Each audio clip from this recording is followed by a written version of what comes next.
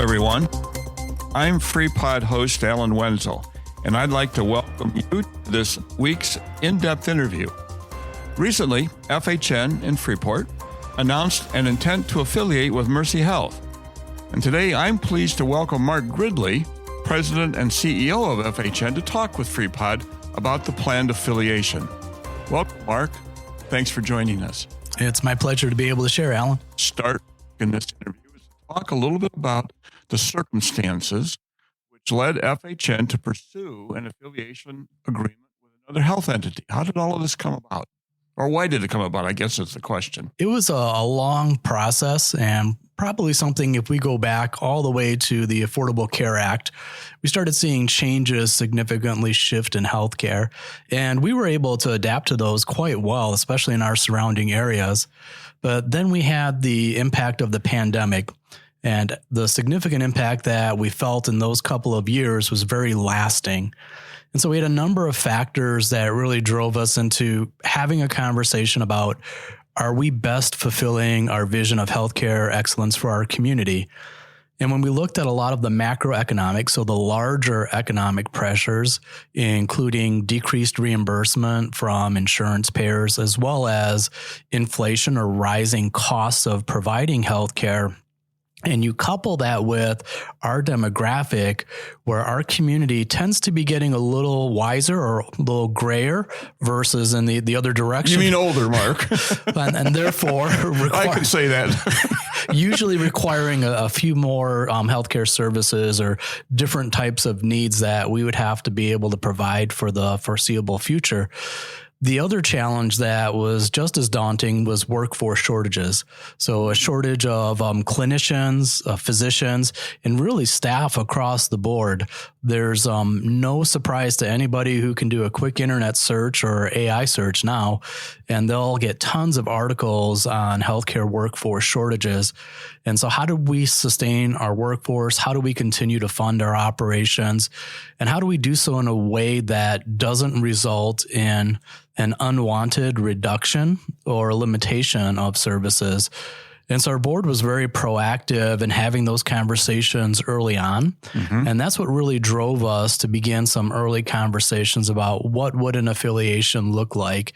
And really the litmus test that we had for that was, would an affiliation allow us to better serve our mission to all the communities in Northwest Illinois than us trying to maintain going alone for an ongoing indefinite period of time, where we would be forced to make some decisions just from an operational standpoint that may not have best served that interest. So it sounds like there were a couple of major factors involved here. One were economic, driven by not only changes in the Affordable Health Care Act, or I guess the implementation of that act, but also things like inflation and those less reimbursement for services from insurance companies and from the federal government. And then the second major factor, I hadn't thought about this, Mark, the workforce shortages. And it's tough to find quality healthcare workers anywhere in the country. And so if you're facing those kinds of issues, how are you going to survive as a hospital? It looks like, or as a health network, it looks like you took, your board decided to take this path. Yeah, I'm very proud of them. They were really proactive, and all of them are individuals that seek care in FHN or at this organization, and their families receive care here. So they really live and breathe their decision making, and they're going to look to the future and what's best, not just for today, but really for generations to come.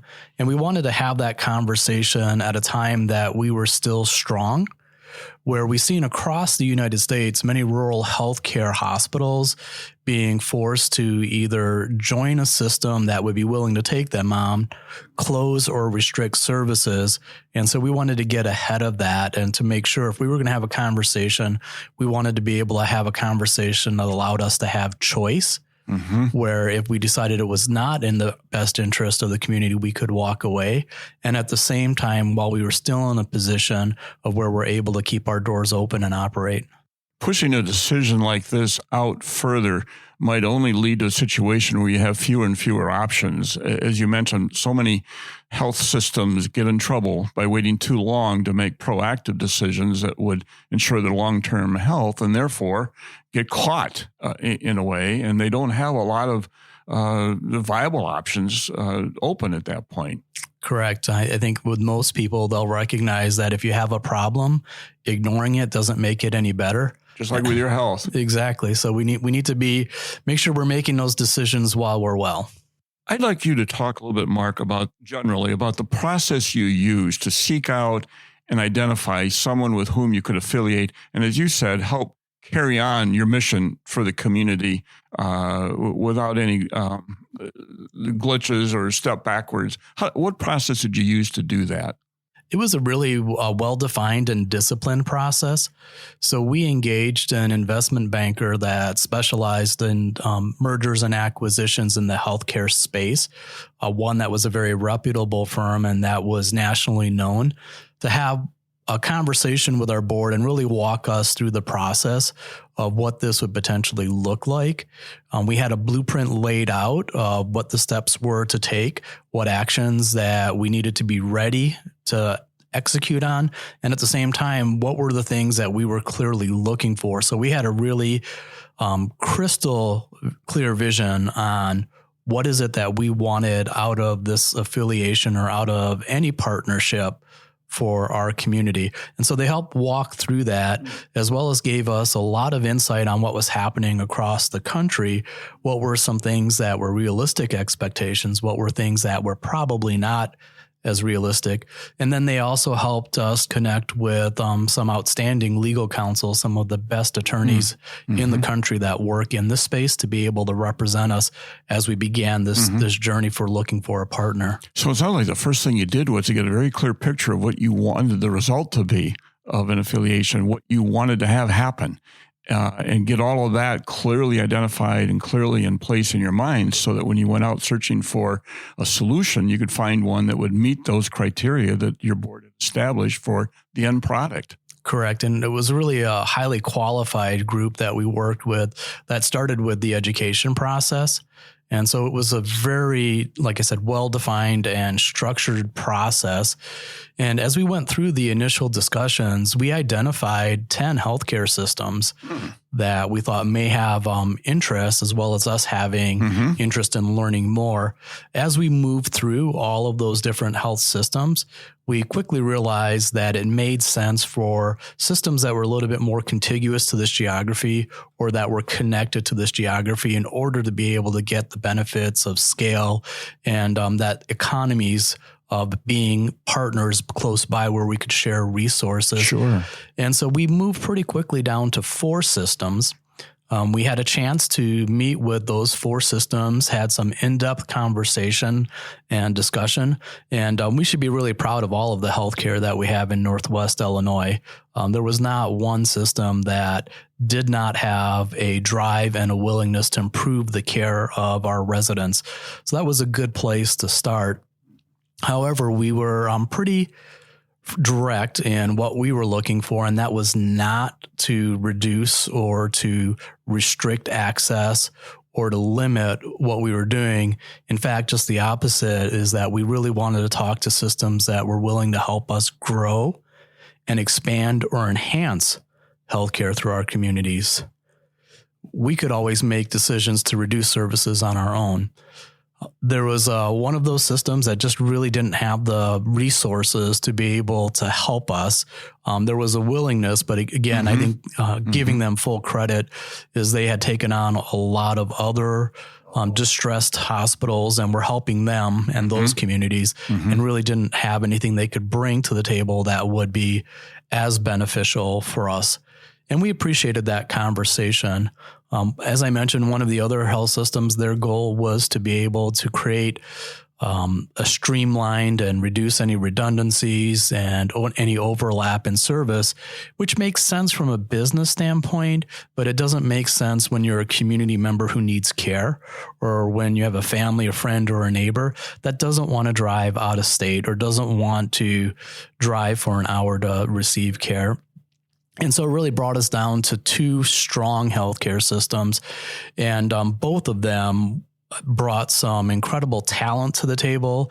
There was a willingness to talk about how do we make things better, what were some of the business plans and the opportunities in the future. And we had really in-depth conversation for quite some time. Ultimately, we ended up choosing Mercyhealth. Mm-hmm. And one of the defining factors that Mercyhealth was able to bring was really a good business plan about growth and how they could enhance and expand healthcare services, not just within Stephenson County, but throughout all of our service areas, moving all the way to the Mississippi. And we felt that that best fit what we were looking for, someone who could come in and show us how you could do it better than we currently can, and had the financial means to be able to invest. And really that capital commitment is an investment in our geography and our communities, with the belief that they're going to be a successful organization with our community support so they can continue to invest and we can continue to grow. So it sounds like the number one criteria for a successful partner in this affiliation was going to be someone who could help FHN and the community services that are being provided by FHN expand and grow, not to even keep a status quo or to restrict or move backwards, but to move forward. And it sounds like Mercyhealth was the one entity that would be able to help you to do that and had the financial means to. Correct. It was a significant difference in their ability to be able to invest and make that kind of commitment, as well as their connection with community medicine. It was really clear that there was an understanding that what we needed to do is to provide as much healthcare locally as possible so they could really reserve that subspecialty care access and not have their specialty care hospitals being filled with patients that we could easily take care of here close at home. And going back again to our board conversations, it was really that key driver of how do we make it better? And that's the only reason that we had to really make a change, was to be able to see who could bring healthcare sustainability and not only just keep a place open, but actually make it a better place to receive care by improving access to specialists, technology, and that capital investment. The formal affiliation won't be official until the first of the year. Is that correct? January of 1st of 2026? We're currently on track for that date. There's a few things that have had to happen and that still have to happen. So we're in another due diligence period of really learning a lot more about one another. We were able to conduct a public hearing, and it was important for the Healthcare Facilities Review Board to hear what the community had to say about this proposed affiliation. And that overall went pretty well.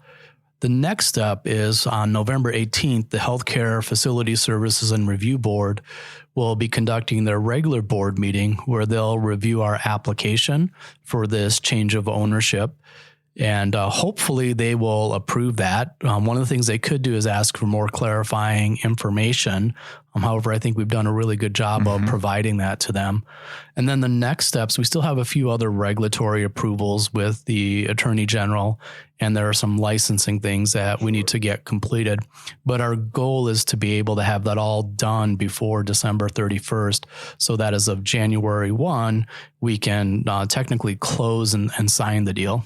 Can you talk a little bit, Mark, about what the short-term and immediate effects of this affiliation might be for patients who use FHN services? So what will they see immediately or not see, and what will they see long-term, do you think? Well, in the short term, depending on how you would be able to measure that. So if you say within the first 6 months or within the first year, it's really a long journey to have two organizations coming together. Oh, sure. And generally that process is going to take anywhere from 12 to 18 months. There's a lot of work on the back end that we have to do, which means we have to adopt a new information technology system structure. We have to put in a new electronic health record. All of those things take a significant amount of time. So the short term, I don't see our community seeing really any disruption or any significant changes. That would be of note. Correct. I know there was a lot of questions about insurance coverage, and this is an affiliation. And what's different about an affiliation in a nonprofit environment is really Mercyhealth is taking on the governance and the decision-making authority for the organization. But all of our current contracts with all of the existing insurers are still valid and in place and continue to be so throughout the beginning of the year.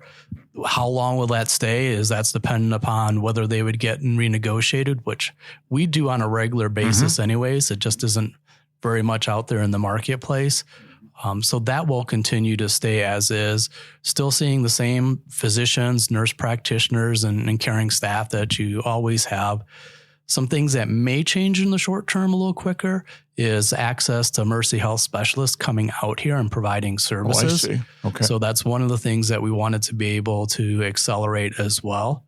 And then I think as we get closer to fall, there'll probably be some more changes.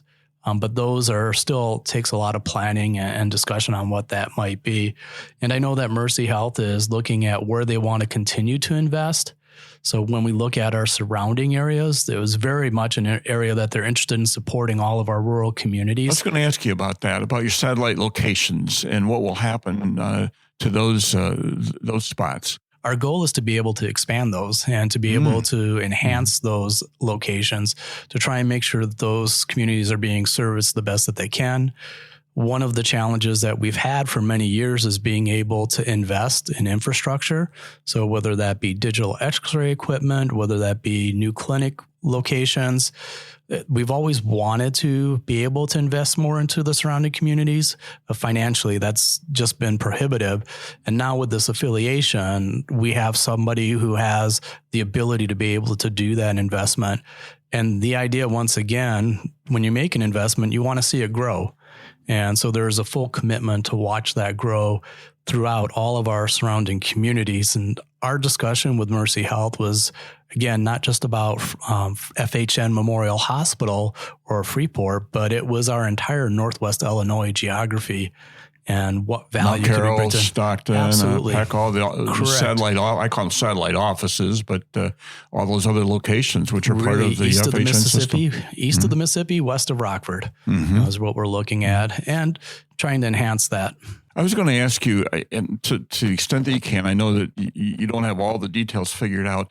Mercyhealth has indicated they'd like to commit $100 million over the next 5 years to FHN for growth and expansion. You mentioned some possibilities, expanding some of the outside Freeport locations.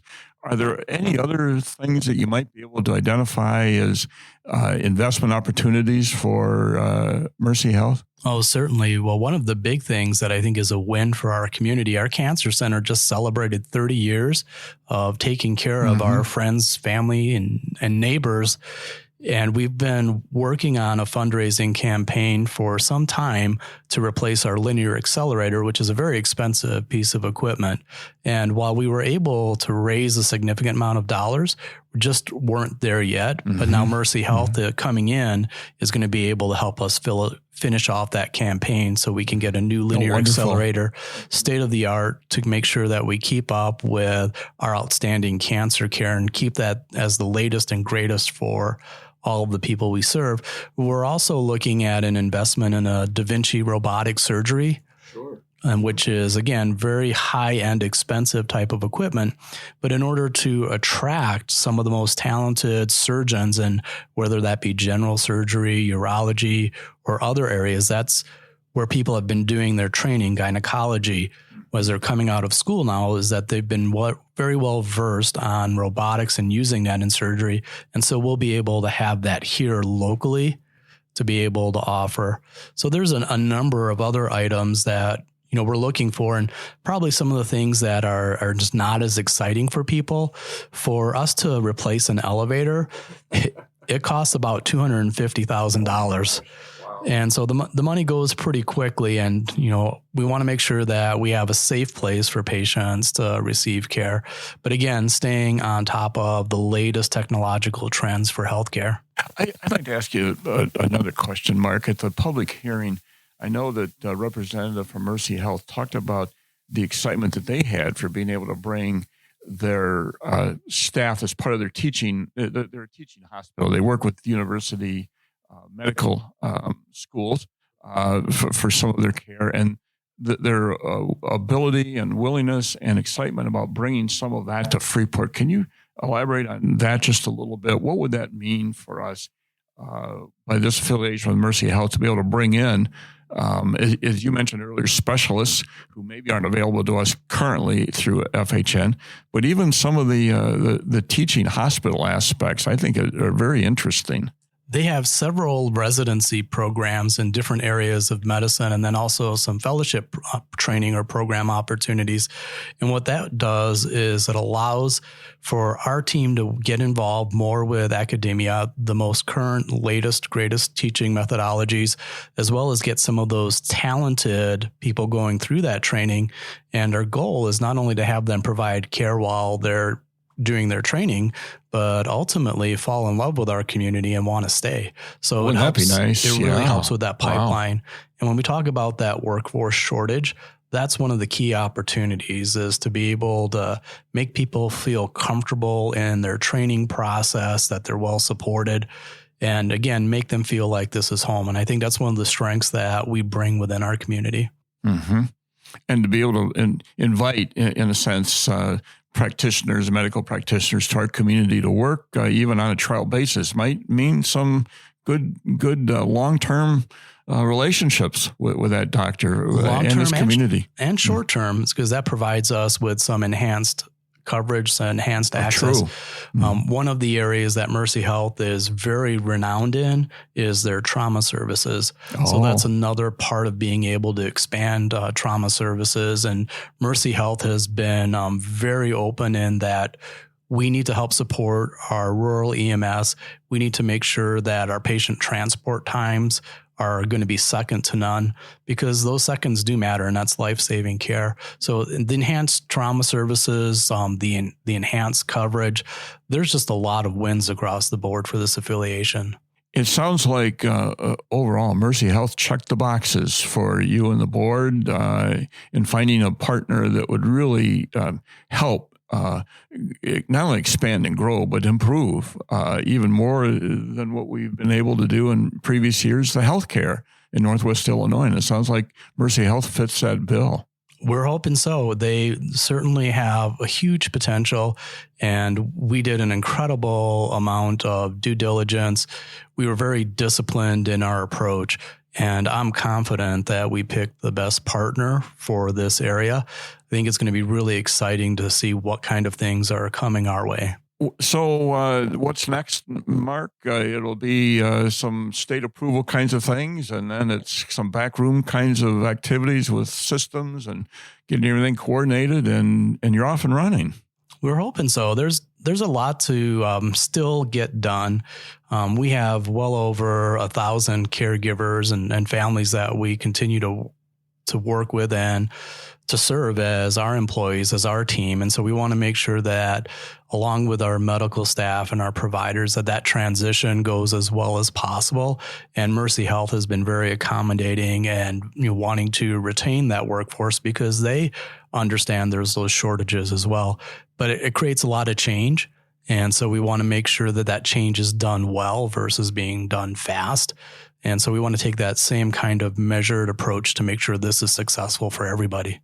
One last question. The name of FHN will go away, will be absorbed. What will be the name of the new organization, Mark? The new organization is currently slated to be Mercyhealth, FHN.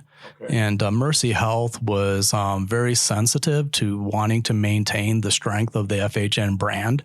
It's been an organization certainly very well known throughout this community for many years, with roots going back well over 120 years. And that's something to be proud of. It's a legacy that Mercyhealth is taking on and wanting to continue. So it's the new and the exciting, the expansion, the growth of healthcare through Mercyhealth, but then also the honoring of a legacy of so many people at FHN and have made it just a wonderful organization, not only to receive care, but also to provide care at. And appreciating that history that FHN has had in the communities, Freeport and the surrounding communities, a wonderful history, and to be able to preserve that in some way, I think is really a tribute to Mercyhealth and their willingness to partner and make good things happen for us. Exactly. Their intention, again, has just been overwhelmingly positive. They came into this area and they said, we see potential. How do we help to build on that potential? How do we all become stronger together? And we certainly bring a value to the existing Mercyhealth footprint. Basically, now Mercyhealth is going to be from Lake County all the way to almost the Mississippi. So that's a pretty wide geography, but that brings a lot of opportunity for people as well, and a stronger healthcare system overall. None of the 10 that you originally identified as possible affiliates would even have been interested in FHN had it not been a strong, stable organization in this, with its current leadership and with all of the services that have been provided over the years. We wouldn't have even been of interest to anyone had we not been a good organization to begin with. We had a lot to be proud of. And when we first went to market, as they call it, we went to markets in a significantly stronger position than a lot of healthcare systems do. Mm-hmm. And that put us in a much better place to have those conversations about what was important to us, what kind of things we wanted to make sure we kept, that we made sure we were able to protect through that conversation. And, quite frankly, it allowed us to be a bit more selective. Sure. You were having conversations from a position of strength in many ways, rather than one of weakness, and I think that would be a real plus for you in the conversations. Again, I give credit to the board. It was a very, very difficult decision to actually move forward with, because of there was a lot of emotion and sentimentality. I bet. But as wise stewards and as caring individuals, I would have it no other way. I was relieved that it was a difficult process for them, and it just affirmed their intellect and their long-term vision and concern for the community, their true commitment, understanding that this isn't always something that you want to do with change, but it's for the best. Mark, as we close the interview, and thank you again for spending so much time with us this afternoon. Do you have any final thoughts, Mark, for our listeners, for the Freepod listeners, that you'd like to share with us? A few things to help keep updated. We are trying to get information on our website at fhn.org. Okay. And there's a frequently asked question list that we plan on updating. So there's a lot of questions about the affiliation, and we want to try and get information out that way. So it's a resource for people. Oh, good. So just go to the FHN.org website. Correct. Frequently asked questions, put in your question, and you get an answer. Well, there's a list of questions. Oh, a list of questions. Okay. And there's a We Care line or link that you can submit questions to. But we're trying to keep those updated with information as able as we can. There's still a lot that we're learning and answers that we don't have completely worked out yet. But sure. We're committed to continue to do that. Mm-hmm. So I want the community to feel like they can be informed and understand what's going on with this process overall. The other piece that I would ask for our listeners to be able to do is to support the change. With all change, there's good and there's also bad. Overall, I think there's going to be much more good, and it's going to outweigh any of the perceived negatives. But it would be naive to say that there aren't going to be things that some people are not going to be as happy about. Mm-hmm. But by far and away, there's a bigger opportunity here, and they should be happy about what we're doing to preserve healthcare in our community. So part of supporting that change is also going to be supporting the new Mercyhealth FHN. Mm-hmm.